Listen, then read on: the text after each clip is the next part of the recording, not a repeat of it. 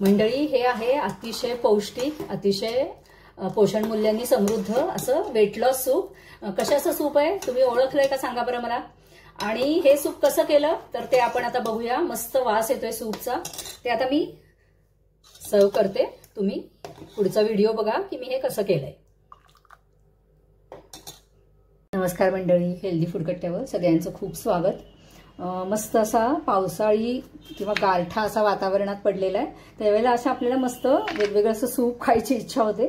मग ते सूप जर आपण छान हेल्दी केलं तर आपलं पोषण पण होईल, आपल्याला त्याचे आरोग्यासाठी फायदे पण मिळतील आणि आपली जिभेची जी म्हणजे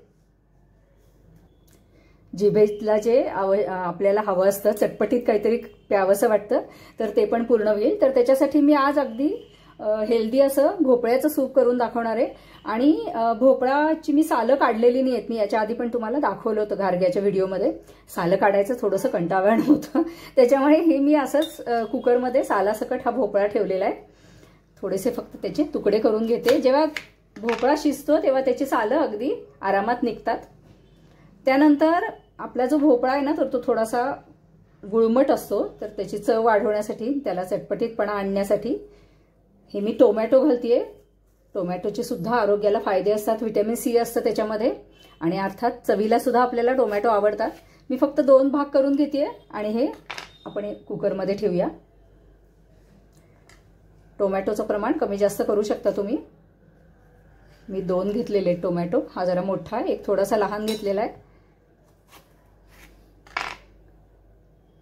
भोपळ्याचे गुणधर्म आपल्याला माहितीच आहे. भोपळ्याची भाजी बऱ्याच जणांना आवडत नाही, पण आपण जेव्हा त्याचे फायदे जाणून घेऊ, त्याचे जेव्हा आरोग्यासाठीचे गुणधर्म जाणून घेऊ, तर तेव्हा आपण नक्की आपल्याला ते खावंसं वाटलं पाहिजे. आपण आरोग्यासाठी तरी भोपळा नक्की खाल्ला पाहिजे.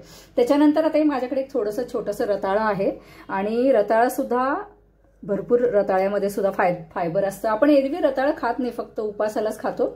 तर जेवढे आपण ह्या सूपमध्ये किंवा कुठल्याही पदार्थामध्ये जेवढ्या वेगवेगळ्या भाज्या आपण ऍड करू तर तेवढी त्याची पोषण मूल्य वाढत असतात. तर हे रताळं पण मी याच्यामध्ये घालते. रताळं सुद्धा वेट लॉस साठी सुद्धा उपयोगी असतं आणि अर्थात आपल्या सूपला छान चव येण्यासाठी हा एकच कांदा घालणार आहे. त्याचे जरा मोठे मोठे तुकडे करून घेते, कारण आपण हे सगळं कुकरमध्ये उकडून घेणार आहे. पावसाळ्यात कांदा थोडासा काळा झालेला असतो, त्याच्यामुळे जास्त लेअर काढायचा जरा असा. हा मधला भाग केव्हाही कांद्याचा काढून टाकायचा. तो चवीला पण चांगला नसतो आणि आरोग्याला पण चांगला नसतो. भोपळा आणि रताळ्याचे दोन्हीचे सुद्धा फायदे भरपूर असतात. म्हणजे आपल्या डोळ्यासाठी, केसांसाठी, त्वचेसाठी तुम्ही अर्थात हे सगळं नेटवर बघू शकता. आणि आपल्या आहारामध्ये भोपळा वगैरे आपण नेहमी ठेवला पाहिजे. भोपळ्याचं भरीत चांगलं लागतं, घारगे चांगले लागतात, पण हे आपण तळणीचे वगैरे पदार्थ नेहमी करू शकत नाही. त्याच्यामुळे हे भोपळ्याचं जे सूप आहे तर तो हा भोपळा आपल्या आहारात आणण्यासाठी एक उत्तम पर्याय आहे. तर हे सगळं मी कुकरमध्ये घातलेलं आहे. ह्याच्यात आता एक वाटीभर मी फक्त पाणी घालतेय. त्यानंतर ह्यामध्ये मी फक्त 5-6 मिरे घातले, कारण वरून आपण मिऱ्याची पूड वापरणार आहे. बाकी याच्यामध्ये मी आत्ता काही घालणार नाहीये. आता हे कुकरमध्ये छान आधी उकडून घेऊया आणि मग पुढची कृती बघूया. तुम्ही शिट्ट्या केल्या तर 2 ते 3 शिट्ट्या करा. 2 शिट्ट्यामध्ये तसं व्यवस्थित शिजतं. मी एक 10 ते 12 मिनिटं बारीक गॅसवर हे ठेवलेलं होतं. तर आता आपण हे सगळं मिक्सरच्या भांड्यामध्ये घालूया. भोपळ्याची सालं आपण काढून घेऊ.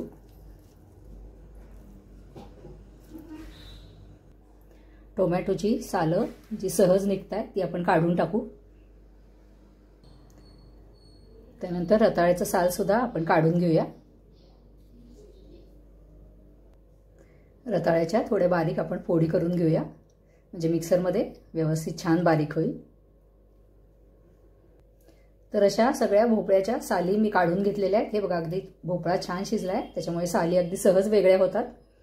तुम्हाला जर आधीच साली काढून भोपळ्याच्या फोडी करायच्या असतील तर तुम्ही तसं पण करू शकता, पण मला ही पद्धत जास्त सोपी वाटते. मिश्रण बऱ्यापैकी गार झालेलं आहे, तर आता हे मिक्सरमध्ये मी बारीक करून घेते. मिक्सरमध्ये हे व्यवस्थित छान बारीक झालंय. तुमच्याकडे हँड मिक्सी असेल किंवा हँड ब्लेंडर असेल तर त्याच्याने पण तुम्ही करू शकता. तर आता आपण सूप करायला घेऊया. तोच कुकर विसळून मी थोडासा कोरडा करून घेतलेला आहे. आता याच्यामध्ये घालूया अगदी थोडंसं तेल. मी बटर वापरणार आहे. पण बटर जळू नये म्हणून थोडंसं तेल घालायचं. त्याच्यानंतर आपण घालूया बटर.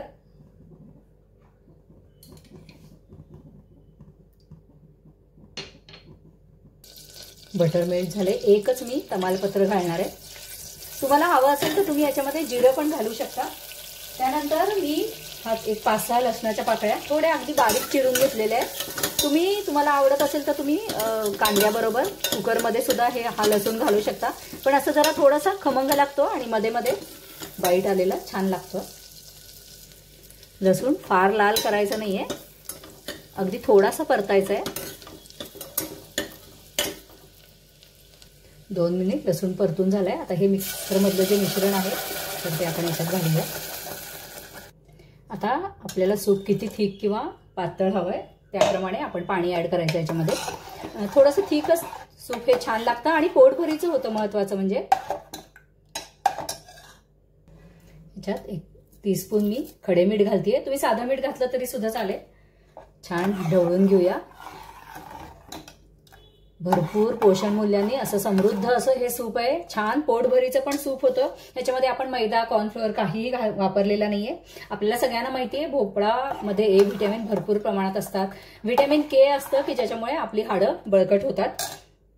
त्यानंतर केसांच्या वाढीसाठी आवश्यक आहे किंवा आपल्या त्वचेसाठी पण हे खूप छान असतं. वेट लॉससाठी चांगलं असतं कारण याच्यामध्ये फायबरचं प्रमाण भरपूर असतं. त्याच्यानंतर हार्टसाठी सुद्धा हे सूप तितकंच उपयुक्त आहे. आणि एरवी आपण भोपळ्याची भाजी खायला कंटाळा करतो. हे सूप मात्र सगळ्यांना नक्कीच आवडतं. भोपळ्यामध्ये असे गुणधर्म असतात की जे विषारी घटक असतात आपल्या शरीरातले तर ते बाहेर टाकलं जातं आणि त्याच्यामुळे आपली पचनशक्ती पण सुधारते.